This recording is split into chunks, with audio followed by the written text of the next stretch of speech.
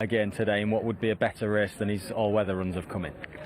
So looking forward to this one, plenty with chances, but Moon King, as we've seen, certainly with his recent form, he's on a hat-trick and looking in fine fettle as well.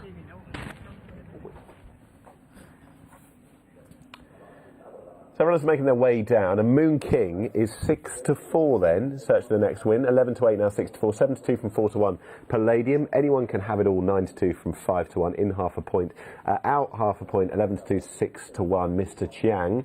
Fox Fearless, 14s from 16s, 14 still, Tigray, and 40s now for Surrey Warrior, Al Pasu at 50-1. 13-8 now, Moon King.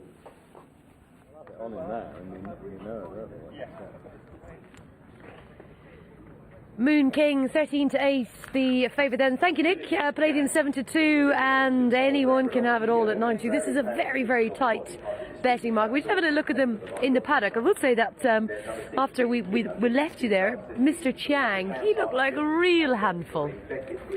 Yeah, he did start to play up a little bit, didn't he? He was nice and relaxed when we first got the shots of them, and then it all changed a little bit. So, but I think he's got down to the start okay now. He's just on his way now, and he looks settled enough going down. Yeah, which is good to see, because that's not quite the Mr. Chiang we're watching. A real handful for the Johnston team in the paddock, but a horse that certainly could have a chance here. How would you rate his opportunity here? I think he'll run better than he did at Chester last time. Anyway, I think these conditions will be perfect for him. A big galloping track like this, decent ground, just able to really open up and use his stride. And I think he's just a galloper, really, Mr. Chiang. They've had a little bit of rain yesterday, so I think the ground is going to be bang on for him. Yeah, it'll be perfect. And he does handle softer ground. He showed that as a 2-year-old, but I just think it had got so bad at Chester. He met a bit of trouble, lost momentum, could never really properly get going in the way that he maybe needs to. So I think he'll run better than he did last time out. It won't be an easy race by any means to win. I think a few of these will prove to be well handicapped. We didn't get to see Palladium in the paddock, Rachel, and I think this is one of the most interesting runners in the field. I thought it was quite a warm race that he ran in at Doncaster last time out behind Roland Ward. That was just before, or not long before, maybe a couple of weeks before Martin Mead shut his yard down because of a virus that they'd had.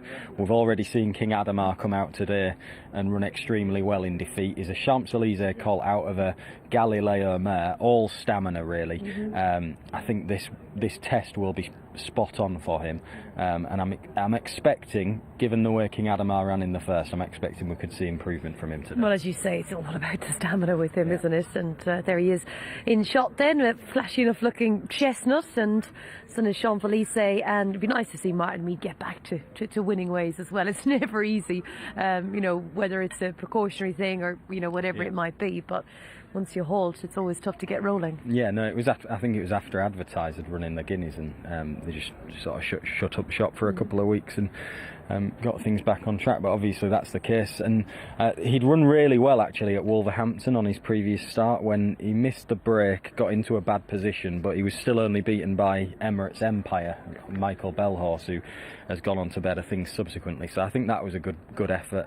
Again, this is a type of track, I think, on the grass that will suit him more than Wolverhampton did even. So, yeah, he's got definite potential to be ahead of his handicap mark. And how ahead of his handicap mark can Moon King be? Because he'll find it tough enough, I think, to land the hat-trick here. Yeah, it's not an easy. It's a tougher race for him than either of the Weatherby ones, I think, and he's obviously off a higher mark. But he's earned it with the style of the wins. The first time out, he really powered through the home straight at Weatherby, but they'd gone very hard in front, and I think that helped him. So to be seen to his very best, maybe he'll want a really strong gallop. Doesn't necessarily look on the cards in the same way that it was in the Weatherby race, where I think the leader had bolted a little bit and made sure it was very strongly run. So, but he's still obviously got upside, and he's improving quickly this year. We spoke to PJ McDonald after he had a win on Lucky's Dream in our previous contest, and he said, I have another one here, because he was hoping that he could double up with Anyone Can Have It All, Mark Johnston, with 2 horses in the race. Yeah, very green as a 2-year-old, got his 3 runs in, and a handicap mark. much better improvement from him at Redcar last week. I think that was a race that involved, although it was a low-grade race, I think it did involve some well-handicapped 3-year-olds. This is slightly better, but with a run behind him, it was really his first proper run, I think, that for Anyone Can Have It All, over the right sort of trip when he sort of knew his job, and probably will sharpen him up and bring him on a bit. So I think the trio in behind the market leader, all of them to some extent, offer a little bit of value with Moon King so short. Lovely, thank you, Martin. Over to you, Richard. Thanks, Rachel. Moon King was last.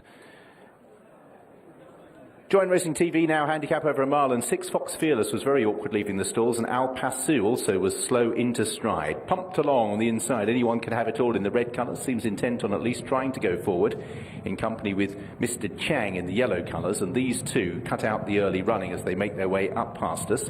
In third is Surrey Warrior, and also wide out on the racecourse is Palladium, who's pressing on with the bend looming. So out in front, Mr. Chang. Palladium continues to press forward, now moves through to dispute the lead as they make the bend away from the stands. Mr. Chang isn't cornering that well, which makes it tricky for Palladium, but he's back on an even keel now.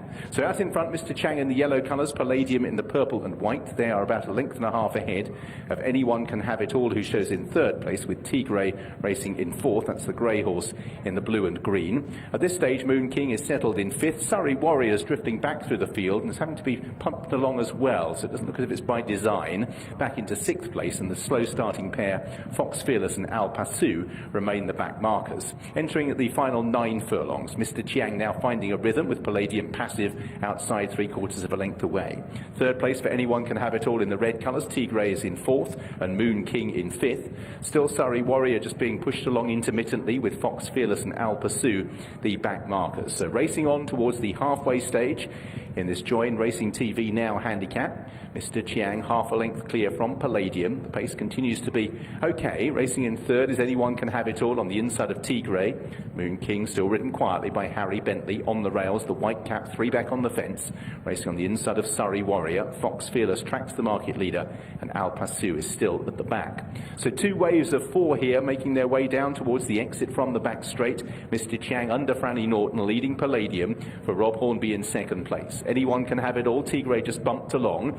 Moon King with room to operate in fifth place, but these two just beginning to try and up the ante slightly, and as a result a few of those jockeys back in the field for the first time looking a little more animated. So Mr. Chang and Palladium lead Anyone Can Have It All and Tigray round the home turn. Moon King will corner in fifth place, then Surrey Warrior, Fox Fearless just gathered together, and Al Pasu making their way up the home straight, still with 3.5 furlongs to travel. Still Mr. Chiang and Palladium cut out the running. Tigray next. Moon King pulled towards the outside, begins to make some progress, now moving into third place and bearing down on the front two. Then Surrey Warrior. Palladium takes over from Mr. Chang, attended now in the centre of the racecourse by Moon King. Anyone Can Have It All. Tigray, Surrey Warrior, Al Pasu, and then Fox Fearless. Moon King joins the battle with Palladium with 2 furlongs to travel, just hanging slightly but has gone to the front. Palladium in second, then in third battling on is Mr. Chang. Moon King just gradually beginning to assert here and moving clear, is 2 to 3 lengths in hand. Palladium in second.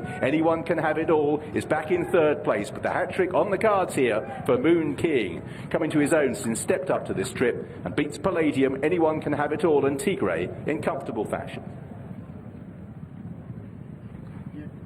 Moon King, hat-trick landed, and a fine performance. Martin, I said, well, you might just find it difficult to land the hat-trick here because, you know, it's going to be tougher and the trip, and he's all about stamina. And I tell you what, that was a really good ride as well. Harry Bentley just waiting and just not wanting to commit him too soon. Yeah, he's just a rapid improver, isn't he? And he'll stay every yard of 2 miles as well, looking at the way that he's powered away from them inside the final furlong. It was a good performance for him. There's a slight lazy streak there, I think. Maybe just a little bit of inexperience still with him, but he really does stay and gallop out strongly in his races, and he's been very emphatic again with the manner of the win. He'll go lumping up the weights again, but he's earned it, and I'm sure there are more races to be won with him later on in the season. Well, they found him to be perfectly suited to a mile and 3/4. It's his third win over this trip, but 2 miles, there'd be plenty of races for him. Yeah, he'll be fine over 2 miles, definitely. He'll probably stay further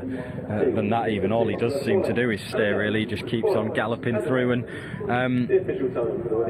there's also the option of running him against the older horses a little bit later on in the season as well, which he's not yet done. So, no, I think he's a stayer going places. The second and third are both well handicapped themselves, in my opinion. I just think they've just bumped into a really thriving, improving horse. And he was far superior today, but I think a lot of credit to Palladium. You can also see at this point Mark Johnston's leader, Mr. Chiang, and set it up for anyone can have it all. On a different day, he came through strongly. Yeah, Mr. Chiang probably ran his race a little bit before the start, and maybe that's led to him weakening slightly. He melted, really. Yeah, exactly. Palladium is the one that's really given the winner some sort of a race to a point, but it's told on him in the end. But I think he's a horse to stick with, and I'm sure the trip's fine for him. I wouldn't make too much of him being left behind by the winner inside the final furlong. I think he's seeing it out well enough himself. He's just bumped into one, like I say, that's really